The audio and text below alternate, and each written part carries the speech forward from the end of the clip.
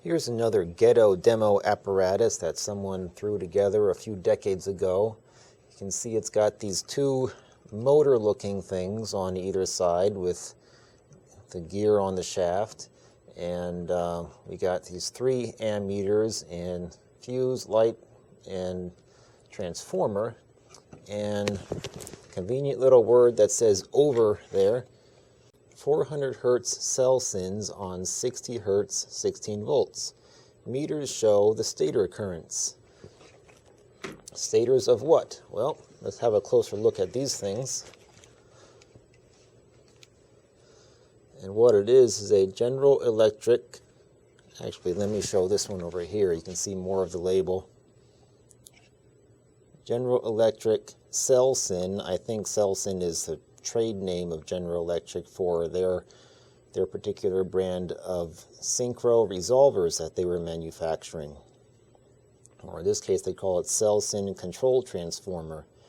Rated 400 cycles per second and 57.5 to 57.5 volts. Interesting. It's a range of voltage with zero difference between the minimum and maximum. Anyway, there's also one more notable thing, the power cord here. Look at that, really dry rotted rubber material coming off here. There's still some cloth on the inside, but I'm not worried about that. I'll still plug it in, it'll be fine. So let's plug it in and see what it does. I'm going to start with these 2 marks. I put tape on here just to mark the position of the gears, and we'll put them apart from each other. And if I plug it in, you can see how they line up with each other. And if I move one, the other one follows suit. Look at that. So these things called synchros or resolvers or control transformers, they were used way back in the day in the 50s, 60s, and 70s for control systems in which you wanted to relay rotary position from one location to another. Basically, they're like an analog version of today's digital rotary encoder. A common application you can think of is to have a weather vane that has the wind blowing it in a certain direction, and it just sends that direction via 3-phase alternating current to a receiver with a dial that points out the direction of the wind. Anyway, Mike Harrison of Mike's Electric Stuff, he made a video about synchros a while back, and you should go check that out. But for this particular apparatus, that's pretty much what it looks like.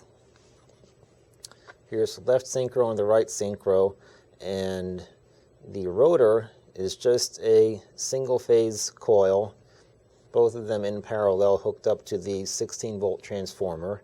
And then the stators, each one has a 3-phase coil, and between each equivalent phase there's an ammeter, so that's these 3 ammeters here with 250 milliamps full scale.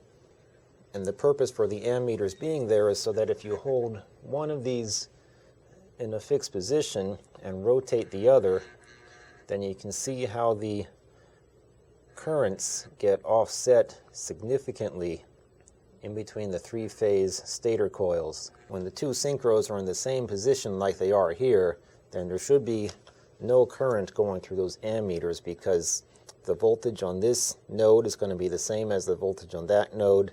That is the same as that, and that is the same as that. So there's going to be no current flow. But of course, as soon as we change the phase of them, then we get current flowing from one coil to another. And I can even hear some 60 hertz buzzing when I do this, because it really is not happy when it's like that. Let me put the mic up there.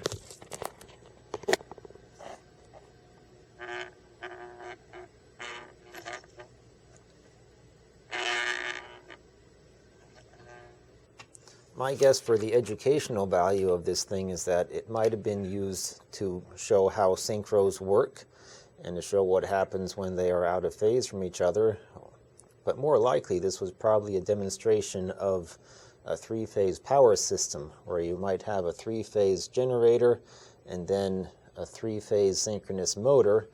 And if the motor has too significant of a mechanical load and it gets offset a little bit by a certain number of degrees, then you can see that there's going to be some current flowing from one to the other, and it's all, or rather the current in the three phases are unbalanced.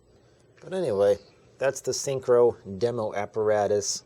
Let's just have a quick look at the construction here. You can see how the meters are held on with string, and then they got shellac painted on top to hold the string in place so it doesn't move around on top of the meter. And we got this bent steel strap here holding the Synchro onto the piece of wood, and more dry rotted rubber insulation on the power cable here. And you can also see how there's a clear rubber insulation covering the green insulation on these wires, and it's kind of getting all oily and greasy, and it's leaking something, and it's causing the copper wire here to turn green on that terminal. And the flux, leftover flux on these terminals, looks pretty darn nasty too. And the light bulb seems to be a lot brighter than it should be.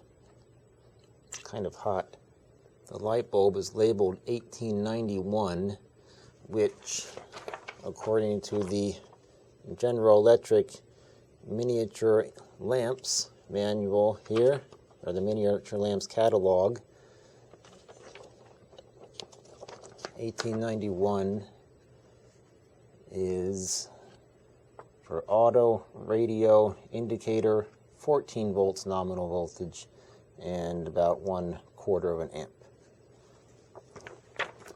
But you can see here on the voltmeter, it's getting about 16 volts, or 15.5, so slightly overdriven, but not by much. And here's another thing to note. The stator on the right has these clear plastic windows on it, so you can see the contacts and the slip rings inside there going around. And there's one on the other side too. I can just about shine my light through it.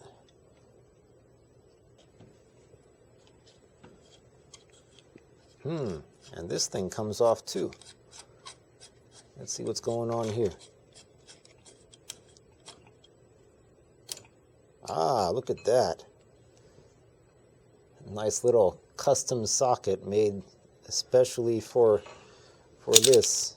So if you had a problem with the Synchro, it would be very easy to just take it out and pop in a new one.